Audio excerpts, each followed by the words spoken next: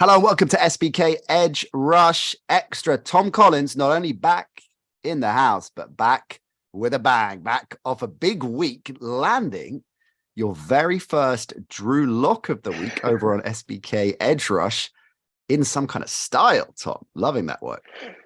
I tell you what, I've never watched a game and been so nervous. I mean, I've had a few bets, obviously, in my time, which is perfectly fine. But with bets, I seem to be very chilled and relaxed. And if it happens, it happens. And if it doesn't, it doesn't. But with the Drew Lock of the week, it put more pressure. And I was watching that Vikings-Cardinals game last week thinking, God, if the Cardinals come back from this point, I mean, Kirk Cousins just wasn't moving the offense in the fourth quarter. And I was Surely starting to not. panic. Who'd have thought Kirk But Cousins fortunately, almost letting you down? My goodness me. I tell you what, I agree with that pressure. And I love the fact that you and Propo, of course, our resident sharp over on SBK Edge Rush, going head to head week after week, because I will get involved as well, but it's about you two pros, quite frankly. So I'm loving that Anchorman-esque battle that is going on there. Right. 3 games we're going to pick for you today here on SBK Edge Rush Extra. Let's start with the Dolphins heading to Soldier Field to take on the Bears. How about this? The win now, Miami Dolphins, Tom Collins. If we're talking about you as a win now kind of guy, well, then Mike McDaniel's doubling down.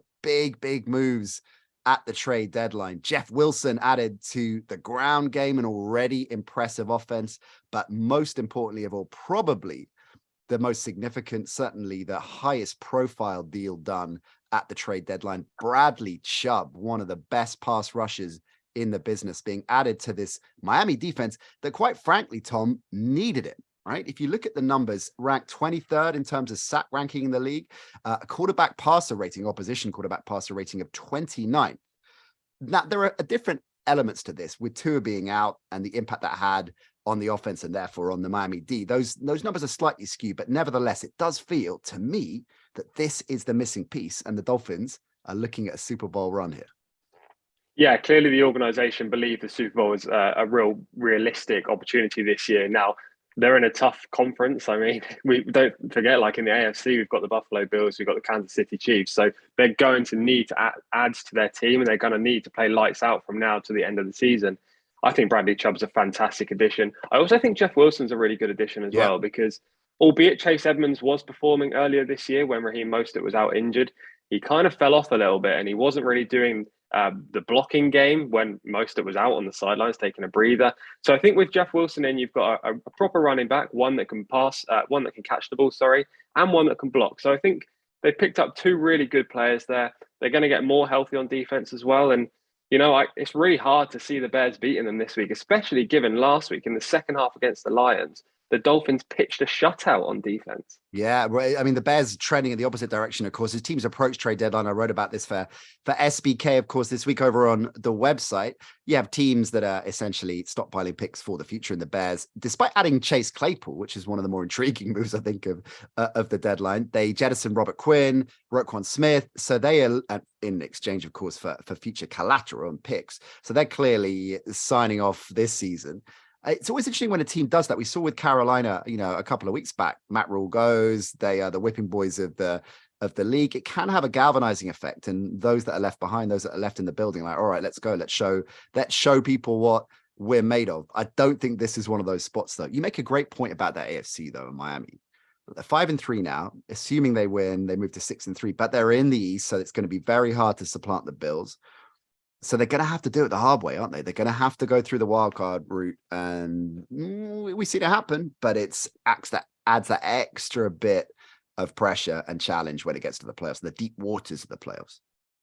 Yeah, it's going to be super difficult. They're going to have to go through the wild card and therefore play on the road quite often in the playoffs if they make it that far, obviously.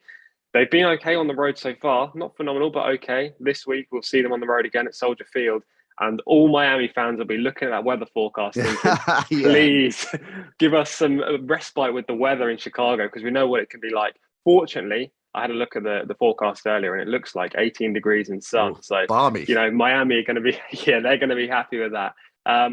As you touched on Chicago, their defense last week looked really beleaguered. And the first quarter, they didn't really look like they were trying that much. I have to say, on defense, they shipped 49 points to Dallas. They've now got rid of Roquan Smith. I mean, it's not looking promising for the immediate future. Definitely long-term plans, especially with Chase Claypool added. Wrong NFC North team buying Claypool, by the way. Where are the Packers? Where were the Packers? How are you feeling? Did you see Rogers' comment saying, well, yeah, we looked at a few people, but I mean, how?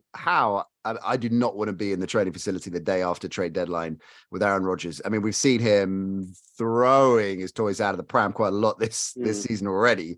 He is going to be going around with an absolute scowl on his face, surely. How on earth did they not get a deal done? I don't know. I feel like I'm repeating the same stuff for the last 2 years about why we're not trading, why we're not drafting wide receivers. I don't really know what the organization's doing. They're trying to show belief, I think, in the young receivers, but like they're not producing. So maybe the organization sees this year as just a temperament, an instrumental part of the builds towards the future. But Aaron was a bit more PR-y, wasn't he, in his comments this week, rather than slamming the team. So maybe it was tactical. I don't know. I feel a little bit lost with the Packers at the moment, but we go again next season. Yeah, then my theory of the reason why Rodgers was so left field, shall we say, a couple of weeks back on the McAfee show was because he was really using his soapbox, using his platform to drive the team into getting him some new pieces at the deadline. That clearly was a flawed theory. Nothing doing there. Another couple of legendary quarterbacks under fire. In our next game is the Rams head to Tampa Bay to take on the Bucks, two heavyweight teams, two terrific quarterbacks. Matthew Stafford, of course, the reigning Super Bowl champion Rams, and the GOAT, Tom Brady. But they are both in tricky kind of spots. The Bucks are 3-5 going into this one. LA are 3-4. So there's quite a lot when you look at the schedule, you look at this stage of the season, quite a lot riding, I think, in terms of playoff aspiration on this specific game. Even though the Rams have a better record, albeit, of course, with a game less because of the bye structure, I think the Bucks are in a better spot to make the playoffs than the Rams. I think the Rams are in trouble in this game, as I'm sure you'll tell us, with injury concerns. But in terms of long-term prognosis, I think they're in more of a jam than the Bucks. What about you? If you had to pick one of these two to make the playoffs, which one would it be? No, I completely agree. I would say the Bucks for sure. The Rams are in a super hard division as well, aren't they? The 49ers in there are playing lights out, aside from against the Chiefs.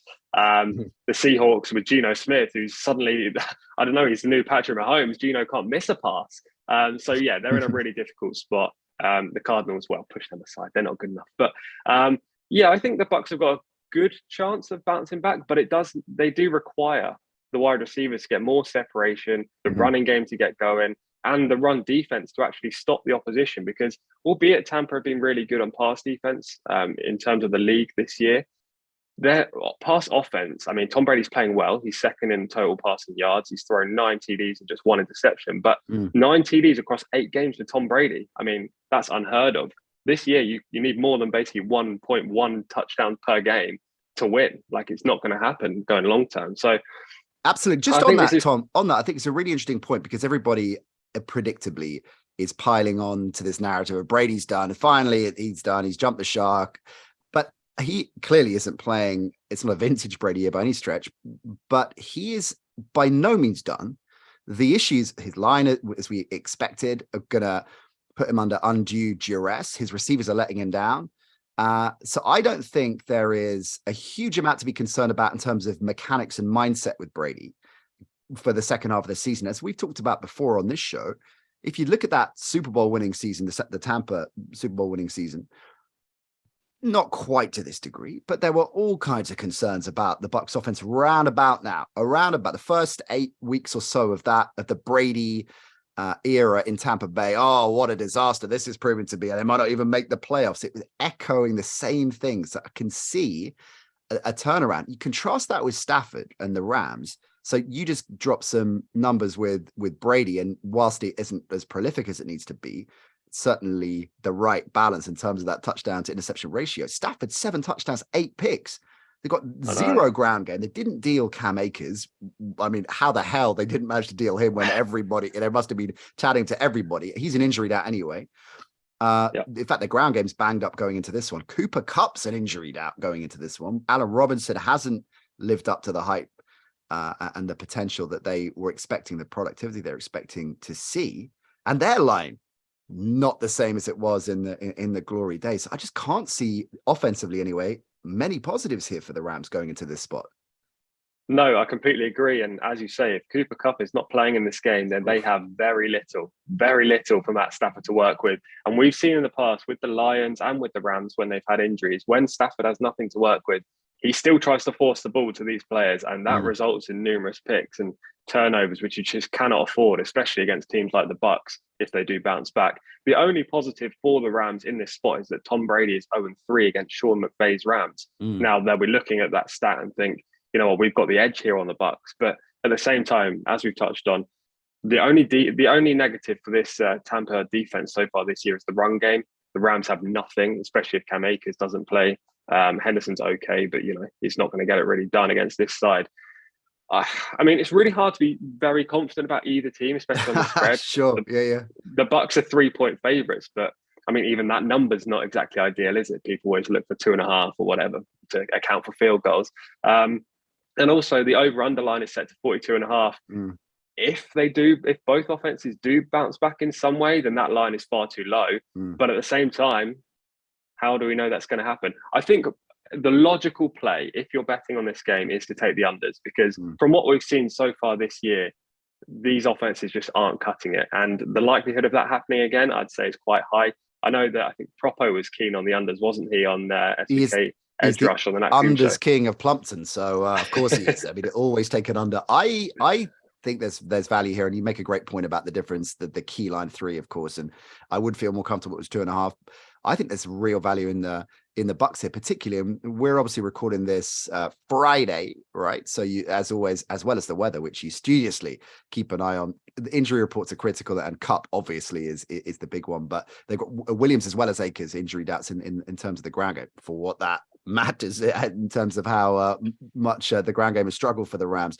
But yeah, I'm leaning Bucks here quite heavily. I quite fancy them in this spot. One other thing on this one, just going full circle to the top of this game chat. I was looking at the Bucks running as you were talking. Seattle, Cleveland, New Orleans, San Francisco, the Bengals, Arizona, Carolina, and Atlanta. So that's a lot of names fired at you, but I'm breaking that down. If they take 5 out of those 8, they will 9 and 8 should be enough for a wild card spot, you would think. Yeah, I completely agree. And I mean, I hadn't looked at the schedule before you just said it then, but only 2 names really jumped out at me as potential poor spots for the Bucks, in the 49ers and the Bengals. Yeah. Obviously, I haven't seen who's playing home and away, but at the same time, like, that's a pretty weak end of season schedule. It is. If Tom Brady gets it rolling. Big time, because I mean, Cleveland, I know they're showing some fight, but that's going to be, this iteration of Cleveland pre-Watson. They've got Watson's return. That's going to be a fascinating thing to see how much of an impact he can make straight away. But yeah, Atlanta, Carolina. I mean, look, there's the divisional edge. They're going to be scrappy. They're definitely going to want to be playing up and taking down Brady and the Bucks and spoiling their shot at the playoffs. But yeah, I think there is still hope left for the Tampa Bay Bucks, is what we're saying. I think it gets rolling this weekend. Right. Last but by no means least, this week, really looking forward to this game. It's always intriguing. 2 AFC heavyweights of recent years. The Chiefs, of course, have typically had the edge over the Titans in those recent seasons. And Kansas City rolling. Well, both teams are rolling, but Kansas City in particular offensively rolling, adding another piece at the trade deadline this week with Kadarius Toney. Love that pick. So I think it's a buy low, high ceiling kind of deal. This was a 2021 first rounder, Tom, who clearly was in dysfunction central with the Giants. And sometimes these things happen, right? They fractious relationship, dealt for a 3rd and a 6th. I mean, that's great business from the Chiefs. I love this. I love this move. Yeah, Kadarius Toney is an enigma, but at the same time, when he's on the field, when he's healthy, and I say that because he's been arguably injured this year, we don't even know. I think it's been a healthy scratch for the majority of the season. When he's been on the field for the Giants, he has been electric. I mean, you get the ball to him and he is Tyreek Hill 2.0. He can run away from anyone. He's just super agile. I've never seen a guy, aside from maybe LaShawn McCoy, who can cut on a dime like that. It's ridiculous. And he's a big guy as well, Tony. I really love him in the Chiefs as well, because he works perfectly with their scheme. Fast, agile, can run routes brilliantly as well. So, yeah, I think it was a fantastic pickup. Hopefully he produces numbers straight away and doesn't pick up another injury, but we'll soon find out. They'll use him in the return game, I think, as well. Particularly Sky Moore's had some issues there. So I think they'll mix him up in special teams and just have that dimension there. All right. It seems like a tough old spot for the Titans here, despite the fact they're on a 5-game winning streak, and Derrick Henry, unsurprisingly, front and center there, averaging 130 per game during that 5-game run. Tannehill, Willis, who's going to start? That's a key thing, of course. Tannehill's limited, has been limited in practice this week, so it could be Willis again, and that is essential if you're going to take some action on this game, because Willis, as demonstrated last time out, is not ready for the NFL, and that's meant with due respect to him, he is not ready. So their game plan is often Henry first anyway, but I think they've been underestimated, or the dimension of their offensive game plan in recent years has been underestimated because of how prolific Derrick Henry is, because that enables some really, really effective play action with Tannehill. He's so accurate, and they've been able to strike a good counterbalance. Willis can't give him that dimension. He can't do it. So I think, no, it's no Tannehill. This is Chiefs all the way. Yeah, I completely agree. I mean, Chiefs are 12.5-point favorites on the spread, but watch that line, because if Tannehill is confirmed to play, it'll probably come down. If Malik Willis is going to play, then it'll probably go up. Last week, Malik Willis, I think, only attempted 11 or 12 throws in the whole game, which is just a sign of how even the organization doesn't really believe in him right now. He's a dual-purpose QB. Many people thought he could be like Lamar Jackson, but it's not really worked out straight away. Obviously, he's very young and his NFL career is just starting. But at the same time, you'd kind of want to see more promise from a guy who could be the franchise QB, or was considered that at least when he was drafted. I think, Tannehill, if he plays in this game, then it'll be a better watching spectacle. But at the same time, we've got Patrick Mahomes. How many slow-mo replays do you think we'll see of Patrick Mahomes' sidearms during prime time? Oh, love that. I'm setting that over-under to 7.5. What do you reckon? 7.5. I mean, going big with that, Tom. They love it. They love it. The entire broadcast. Okay, so let's assume he does 2. Yeah, they'll show at least 3 times. Yeah, I like that. And then what they'll do is they might, particularly if he does a no-look sidearm, they'll go back into the vault. They'll wheel out. Do you remember in December 2020? So I love that. The other things to note here, the bad news keeps coming for the Titans. Trent McDuffie, a Chiefs first rounder, of course, in the secondary, should be back for this one. Andy Reid, the great Andy Reid.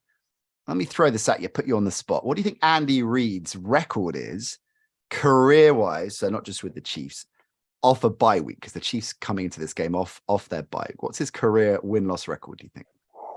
That is I mean, can I give you a percentage? Because I don't know how many games. Oh, God, I have to work out the percentage, but yeah, go on. Probably 90%.